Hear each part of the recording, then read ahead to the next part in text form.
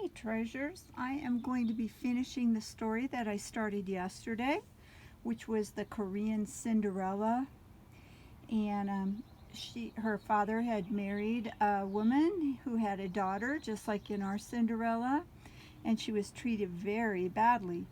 And the stepmother's trying to get rid of her, and she gives her a water jar, and so she has to fill it up, but it's got holes in the bottom, it leaks. And her stepmother tells her that stubborn little pigs get tied up and taken to market. Fill that jar. Well, Pear Blossom got really sad and she leaned against the jar. We can see her here in the picture. And she said, "Will none in this world help me?" "Jug, jug, jugful," rumbled a hoarse voice.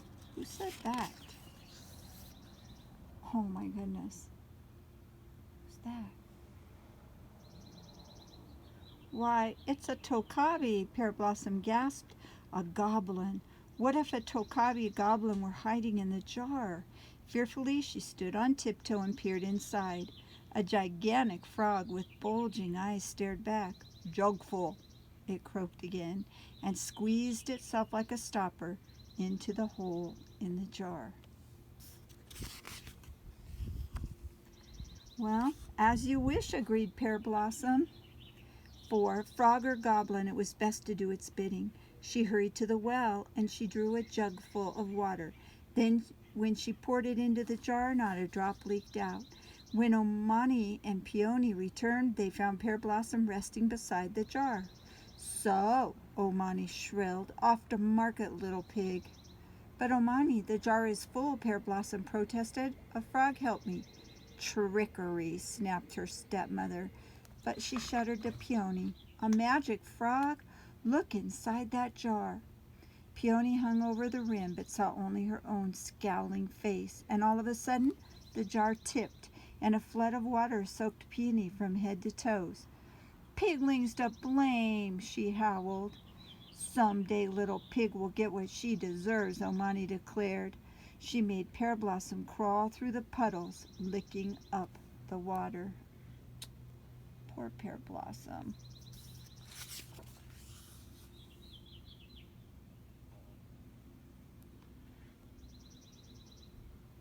The next morning, Omani scattered a huge sack of rice around the courtyard. "Hold this rice, little pig," she ordered. "Polish every grain or else." She shook the empty bag. "You'll be put in this sack and sent to China." Then Omani and Peony left for the village. Rice covered the ground like sand beside the sea. Pear Blossom threw her arms around the pear tree and asked, "Will none in this world help me?"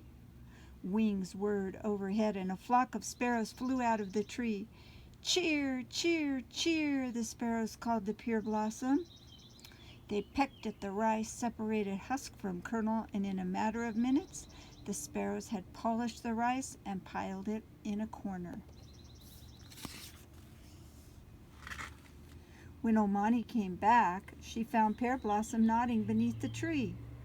"Off to China," her stepmother began, and then caught sight of the mound of rice. "How can this be?" she demanded. Pear Blossom rubbed her eyes. "Sparrows flew out of the tree and polished the rice."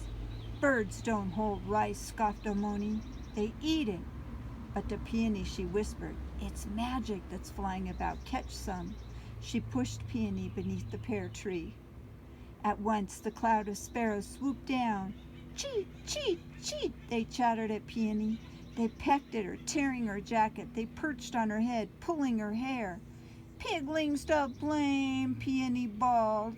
"Some day little pig will get what she deserves," Omani threatened. She did not give Pear Blossom anything to eat, not that day or the next, not as much as a kernel of rice.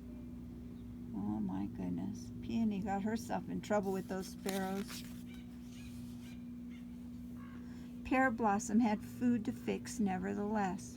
The village was having a festival, and she had to pack picnic hampers of dried fish and pickled cabbage for her stepmother. She also sewed a dress of pink silk for her stepsister. When festival day came, Peony mocked Pear Blossom, calling her "dirty piglet, stay at home." "Oh, Pigling may go, said Omani in a voice as sweet as barley sugar. After she weeds the rice paddies. She handed Pear Blossom a basket of wilted turnip tops. Here is Pigling's picnic. I am so grateful, honorable mother, said Pear Blossom. And when she reached the fields, Pear Blossom dropped the basket in dismay.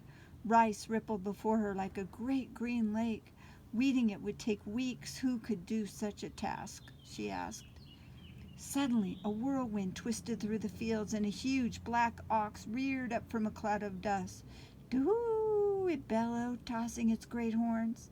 The ox began to munch the weeds, moving through the rows of rice faster than the wind itself. Each mouthful brought it closer to Pear Blossom. Even though she hid her face in her hands, she heard the crunch of teeth and felt the beast's warm breath on her neck.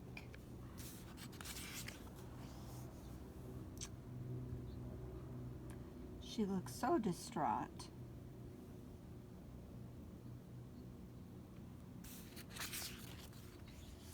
At last, she dared to peek between her fingers.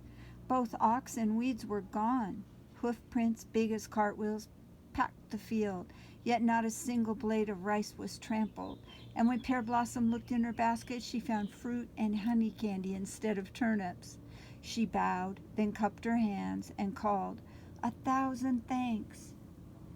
Pear Blossom hastened to the village festival. The road, which followed a crooked stream, was rough with pebbles. Pear Blossom had just slipped off one straw sandal to shake out a stone when she heard a shout.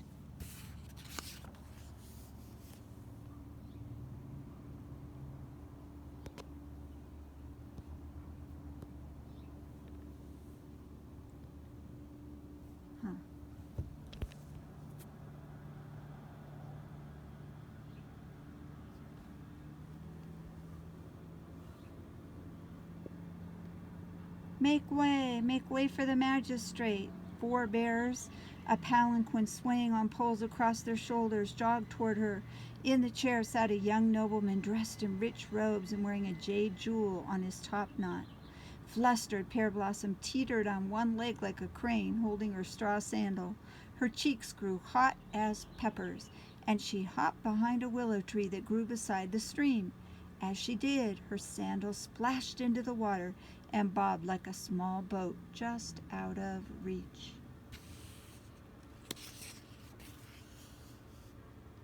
Stop, commanded the magistrate from his palanquin.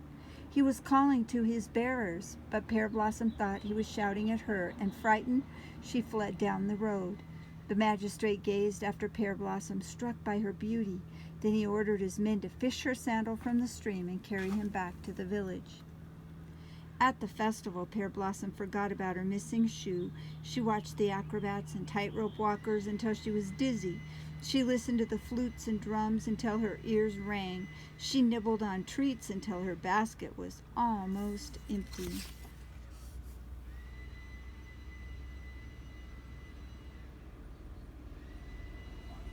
Looks like quite a fantastic festival.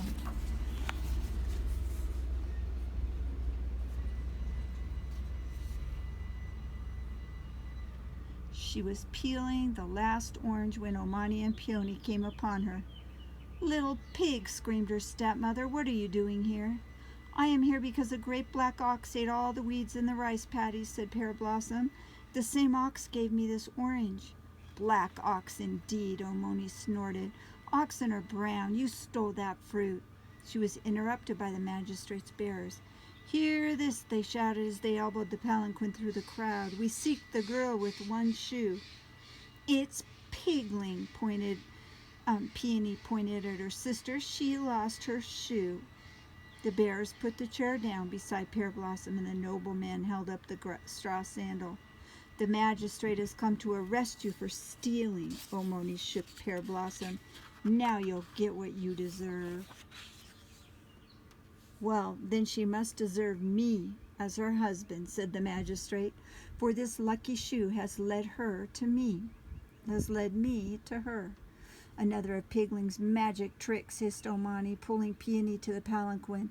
My daughter will give you 2 shoes. That is twice as lucky. The magistrate looked at Omoni as if she had lost her wits, and then he turned to Pear Blossom and he said, "I've luck enough if whoever wears this one becomes my bride." Pear Blossom smiled, too shy to speak, and slipped the sandal on her foot. Omoni stood staring, stiff as a clay statue, but Peony ran straight to the rice fields to find the magic ox. All she saw was a glimpse of its hooves as it galloped away.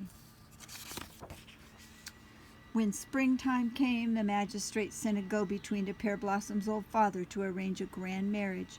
Pear Blossom's wedding slippers were of silk, and in the courtyard of her splendid new house a dozen pear trees bloomed. "Ewa! Ewa!" chirped the sparrows in the branches. "Ewa!" croaked the giant frog down below. That is as it was long ago, and as it should be, for in Korea, "Ewa" means pear blossom. And he would be like a prince, the magistrate. And there is the beautiful, lovely pear blossom. That's the end. I hope you're having a nice day. It's pretty beautiful here. Love you. Bye.